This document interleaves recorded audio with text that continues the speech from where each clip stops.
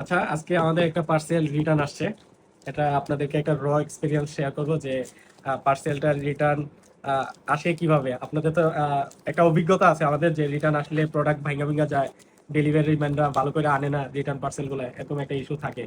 তো আজকে দেখি যে এটার মধ্যে কি ইস্যু আছে, আর কাস্টমার যে রিটার্ন পাঠাইলো, কেন রিটার্ন পাঠাইলো। সিঙ্ক হইতে পারি নাই, মানে কথা বলতে পারি নাই, তার আগেই উনি পার্সেলটা রিটার্ন করে দিয়েছে আমাদেরকে। তো এখানে ছিল আমাদের যে কম্বো অফার চলতেছে জারের ওইগুলো। আচ্ছা, ঠিক আছে, দেখি। তো উনি বলছিল ক্যাপগুলা নাকি খুলে যায়। আচ্ছা, আপনাদেরকে কিন্তু এক্সপিরিয়েন্স দেখাই যাচ্ছে। উনি বলছে ক্যাপটা খুলে যায়, দেখছেন তো, একদম টাইট ফিট লেগে আছে।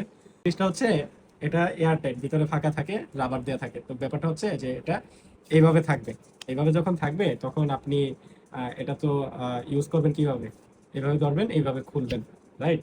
এটা তো এমন না যে একদম আহ, এখানে যে পেচ করে যে লাগানো থাকে, এটা কিন্তু এই সিস্টেম না, এটা জাস্ট এইভাবে ঢেকে থাকে। তো আপনি যখন এটারে এইভাবে ঝাঁকাবেন, এটা খুলবেই।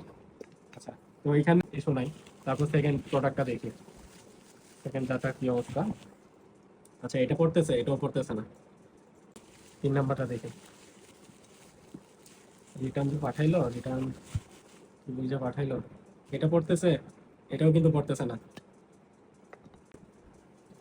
আচ্ছা, এটা একটা ইস্যু আছে, এটাই ইস্যু হয়েছে। এটা বোঝা যাচ্ছে যে ঠিকভাবে লাগতেছে না, এটা ইস্যু আছে। ঠিক আছে, একটা পাইলাম।